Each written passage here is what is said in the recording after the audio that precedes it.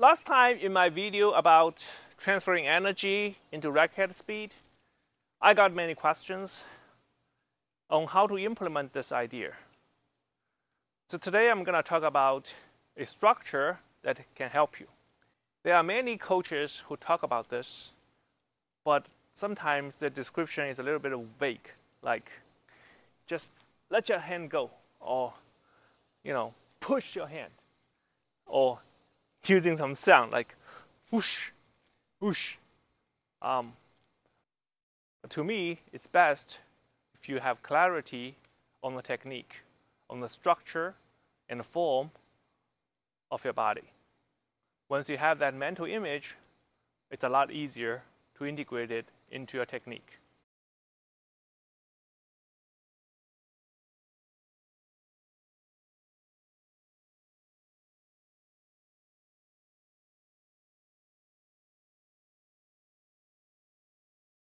So for serve, the simplest structure looks like this.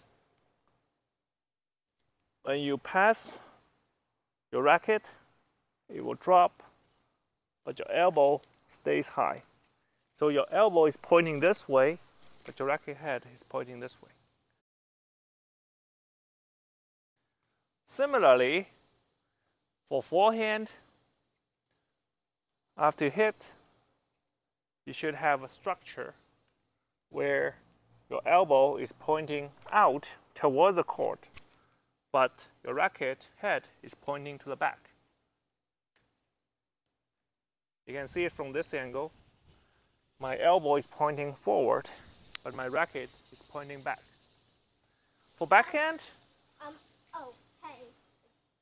just here to remind you to like the video with a forehand and hit that subscribe video with a backhand.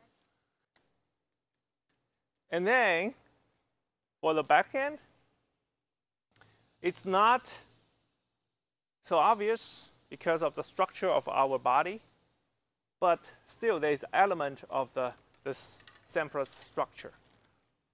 So when you hit,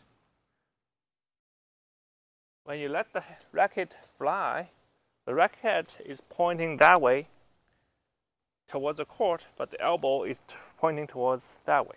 So that means you need to rotate your wrist.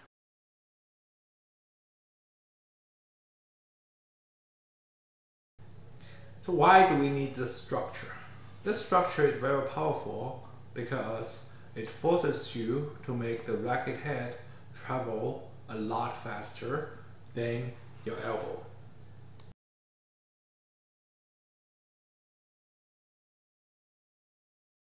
You don't want to achieve this structure before the contact point. If you do that, you would bend your arm and then hit like this. That's not good. Okay? So before the contact point, you don't want to achieve this structure too early. Right? Otherwise, you will be like this. That's not good. But another problem is you don't want to achieve this structure too late. So after contact point, you should achieve the structure as soon as possible. If you achieve it too late, that means your hand did not pass quickly to form the structure. You are using a more of a pushy movement.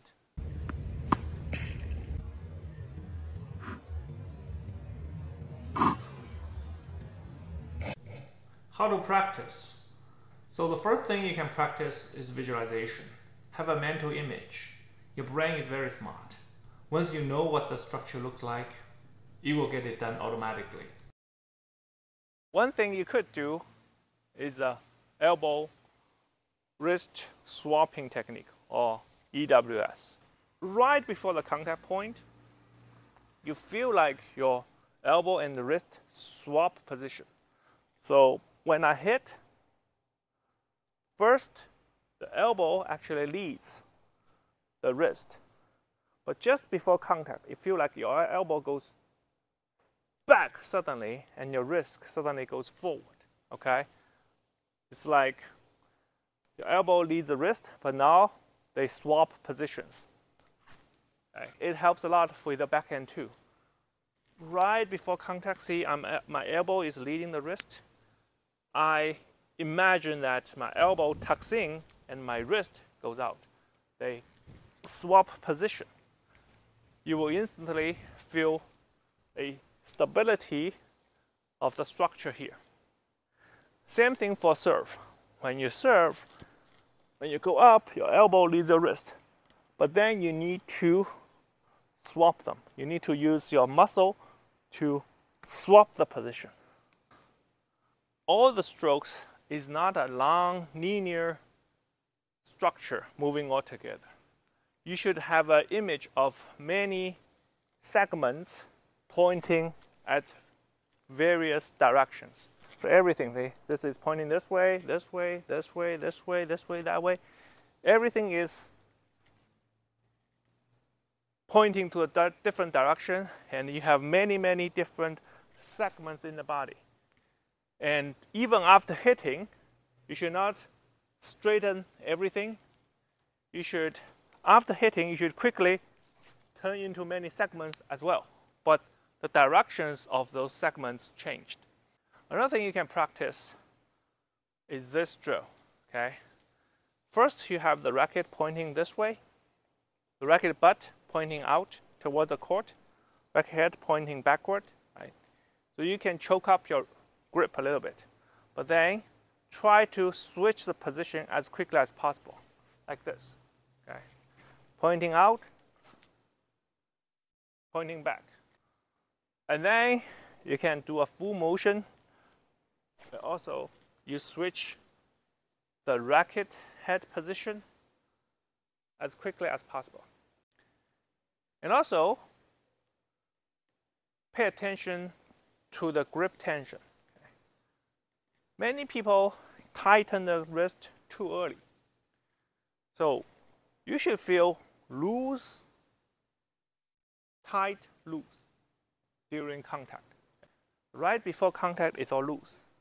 But at contact, you should grip the racket head a little bit tight. See what happens? Just try this.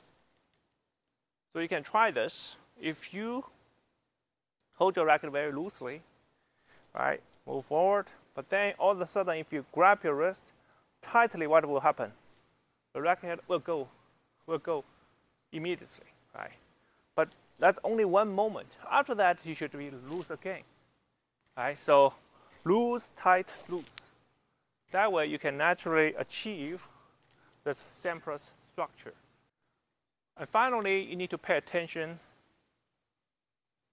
to the finishing pose. Okay? So when you practice, always check your finish.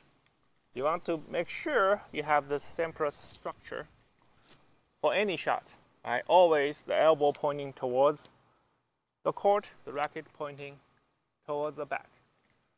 For serve, you need to check you achieved this. Okay. Your elbow pointing up, your racket pointing down. Thanks. I hope this gives you some clarity on the form you need to achieve during your shot. I hope this helps. Please like and subscribe, and I'll see you next time.